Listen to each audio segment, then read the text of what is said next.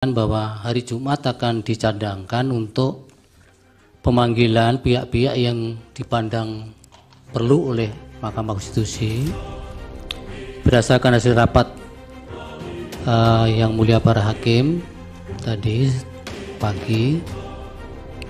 Yang pertama yang perlu didengar oleh Mahkamah adalah Saudara Muhadjir Effendi, Menteri Koordinator Bidang Pembangunan Manusia dan Kebudayaan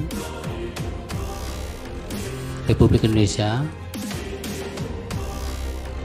Kemudian yang kedua, Bapak Erlangga Hartarto, Menteri Koordinator Bidang Perekonomian.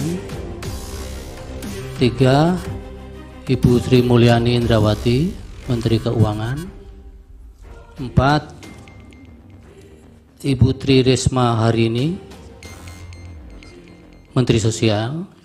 Dan lima, dari Dewan Kehormatan Penyelenggara Pemilu.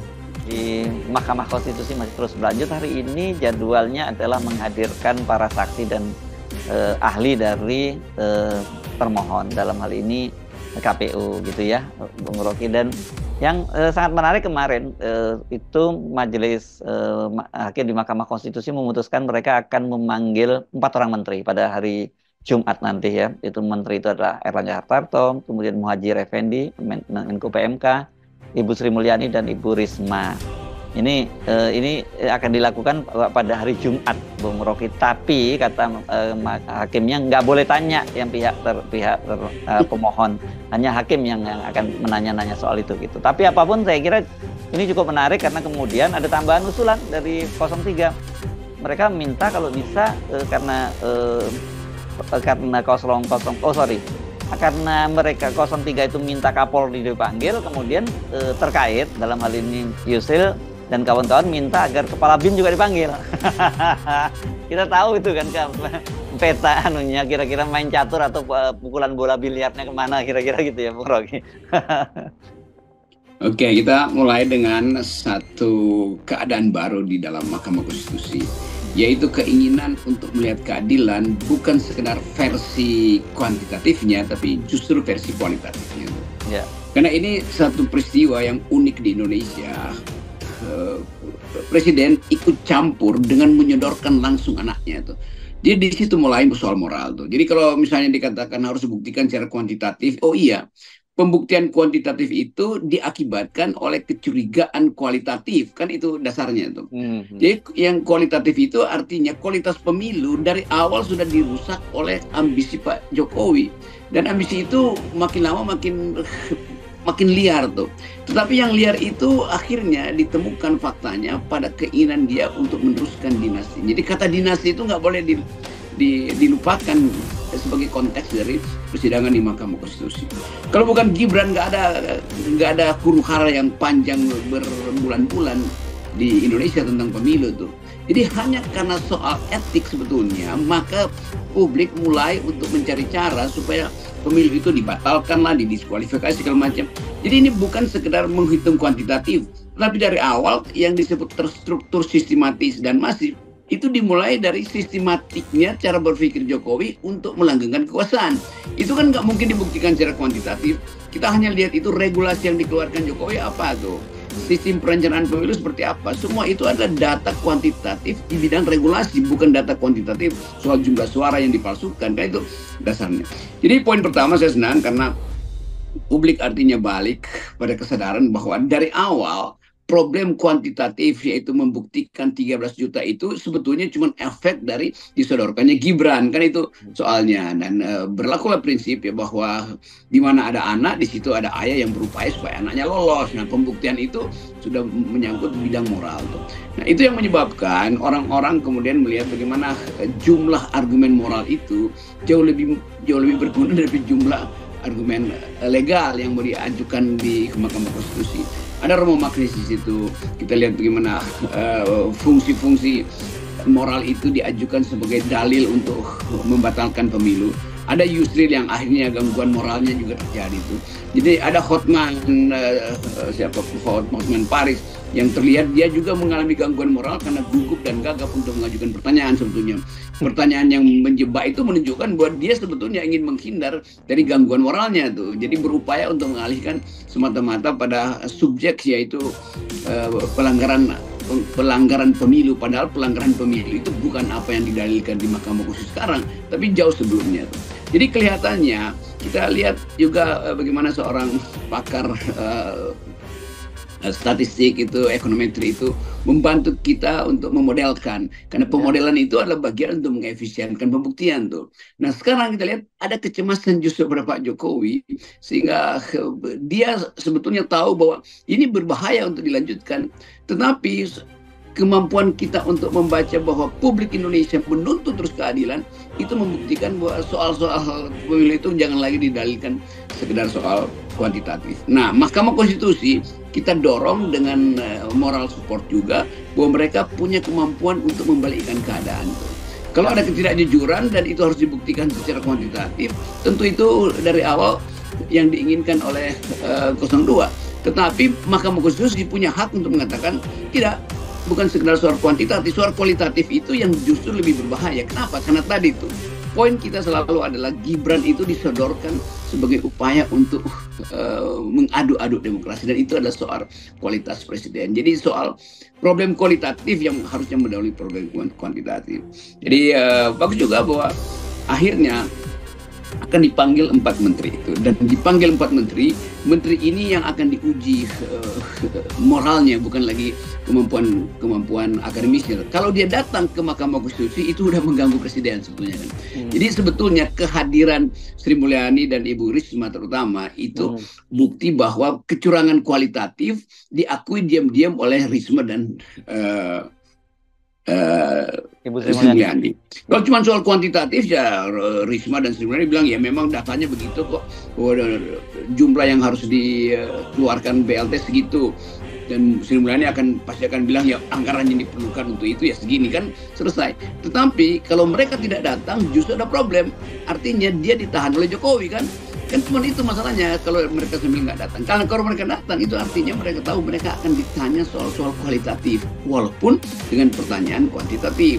Nah kehadiran 2 tokoh ini yang memang kita lihat akhir-akhir ini mulai menunjukkan semacam pertobatan, karena terganggu juga etikanya, apalagi Sri Mulyani yang terus-menerus mengucapkan etika publik bertahun-tahun, dan Ibu Risma yang terkenal sebagai orang yang jujur dalam soal-soal pembagian sembako ini terganggu karena merasa dilewati haknya oleh Presiden Jokowi.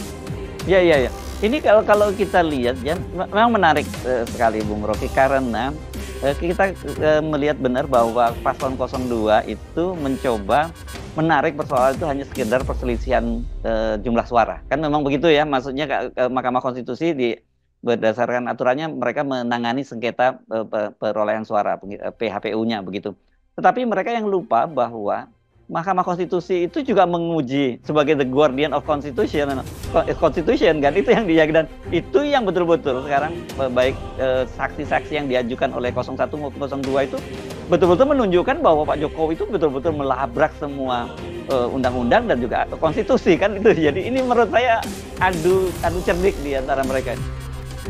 Kita mau perkuat dalil Mahkamah Konstitusi dengan mengatakan bahwa secara filosofi dari abad pertama demokrasi itu semua hakim konstitusi dibekali oleh semacam fungsi judicial activism. Jadi dia aktif menggali dan memutuskan, bukan sekedar mendengarkan dalil dari pemohon, enggak. Karena itu disebut itu wakil tertinggi dari rakyat untuk berhubungan dengan Tuhan, mencari keadilan, yang hakim konstitusi itu. Karena konstitusi itu adalah kitab suci bagi negara, itu berlaku seperti kitab suci bagi agama tuh. Jadi sekali lagi urusan Mahkamah Konstitusi itu tidak mungkin dibatasi sekedar memutuskan perkara tentang jumlah suara tuh. Itu artinya menjadikan Mahkamah Konstitusi sekedar sebagai instrumen hukum. Padahal Mahkamah Konstitusi di dalam tradisi di seluruh dunia itu dia dibekali oleh keinginan dia untuk menghasilkan keadilan. Nah karena itu dia berhak bahkan untuk memutuskan di luar pertimbangan pengadilan yang DKPP lah, Bawaslu lah, dia bisa abaikan semua itu kan. Dan itu yang kita tahu bahwa Mahkamah Konstitusi itu adalah pengadilan pertama dan terakhir untuk sengketa pemilu. Jadi dia bisa abaikan seluruh keputusan sebelumnya bahwa ini cuma ada kesalahan etis, bahwa ketua KPU hanya sekedar melanggar etika. Enggak, dia bisa mulai dari awal tuh. Nah dari awal kita lihat gejala baru bahwa Mahkamah Konstitusi mulai mempertimbangkan aspek moral, aspek etik. Itu yang saya kira membuat bulu kuduk presiden berdiri keras itu kan. Apalagi kalau dua menteri ini datang untuk jadi wakil masyarakat sipil. Saya kira Ibu Risma dan Ibu Menteri Keuangan itu memahami betul diskursus yang berlangsung di masyarakat. Ini kan dua menteri yang sebetulnya mengolah bagian yang paling sensitif dari negeri ini, yaitu keadilan sosial itu. Keadilan sosial ada pada Menteri Sosial, dan untuk menghasilkan keadilan sosial mesti ada kebijakan anggaran yang betul-betul berpihak pada rakyat miskin kan. Jadi Sri Mulyani tahu bahwa anggaran yang dipakai itu tidak untuk rakyat miskin tapi untuk keluarga Jokowi, itu dasarnya.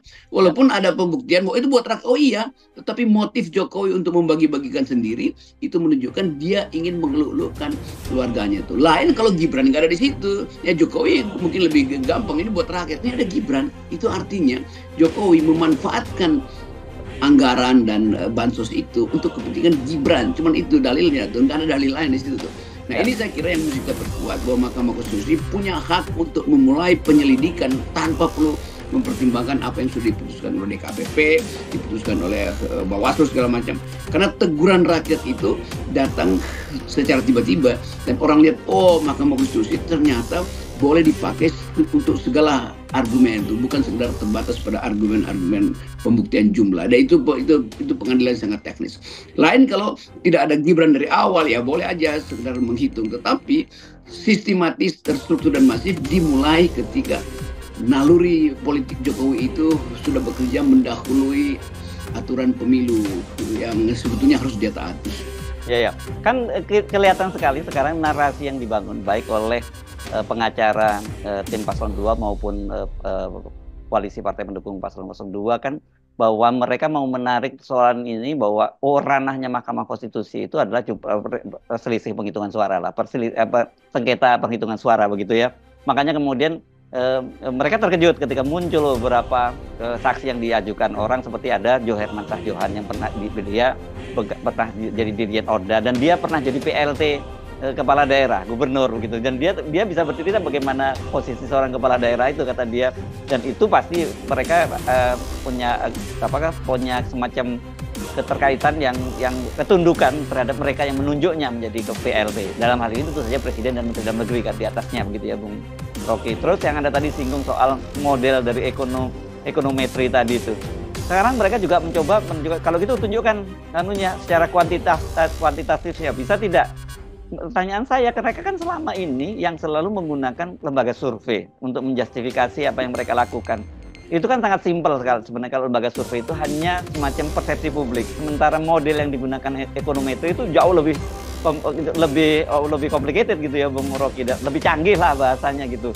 Melihat faktor soal statistiknya ada, matematikanya ada, kebijakannya juga, soal bansos itu juga ada di situ. Bahkan perbandingan misalnya ketika perbandingan eranya Ibu Megawati, eranya Pak SBY, ini kalau bicara faktor incumbent gitu ya Bung Rocky, itu masuk semua. Jadi menurut saya jadi agak aneh kalau kemudian mereka mencoba mendowngrade. Itu kan hanya mereka nyebutnya apa sih kemarin, hanya semacam itu kan hanya kualitatif saja gitu ya, nggak bisa dikuantifikasi. Padahal ada juga kuantifikasinya di situ kan. Ini ada ketakutan sebetulnya bahwa pendekatan ilmiah itu akan dimenangkan. Justru pendekatan ilmiah yang kita perlukan, karena kita kalau pakai pendekatan non ilmiah itu emosi semua isinya. Ya. Jadi sebetulnya dengan modeling ekonometri itu bisa dilihat pola pergerakan dan variabel yang bisa diujikan secara modeling dalam asumsi-asumsi saintifik kan. Jadi kalau model ekonometri mau ditolak, itu artinya APBN nggak perlu memerlukan model ekonometri untuk mengantisipasi inflasi misalnya. Kan semua ini yang kita tahu dalam ilmu statistik namanya precautionary. Bila ini maka akan terjadi begituan tuh. Itu kan bila, iya modeling itu untuk memungkinkan kita mengetahui bahwa bansos itu kalau diajukan sebagai variabel, dia akan menggetarkan variabel yang lain tuh, variabel yang lebih rasional tuh. Ini bansos ini variabel yang irasional yang waktu dimasukkan ke dalam cara berpikir para pemilih menganggap bahwa bansos ini adalah milik presiden. Karena disebut BLT yang langsung dibawa oleh presiden. Kan itu yang mau dibuktikan secara ekonometri, bahwa cara berpikir atau voting behavior kita itu berubah ketika variabel bansos itu dikaitkan dengan tangan presiden bawa sendiri. Bahkan presiden pernah taruh bansos di depan istana kok supaya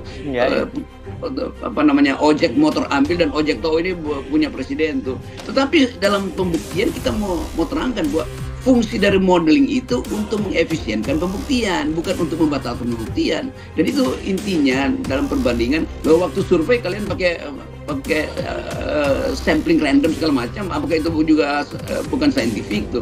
Jadi kelihatannya begitu tuh. Jadi tetap kita lihat, kalau saya lihat gesturnya itu, pengacara-pengacara 02 ini kurang pengetahuan tuh, sehingga dia ragu untuk bikin argumen. Mereka nggak pernah nyangka bahwa 01 ini bisa membuat argumentasi akademis yang susah dibatalkan hanya karena pengetahuan hukum acara dari orang kayak siapa nih, Hotman Paris ya.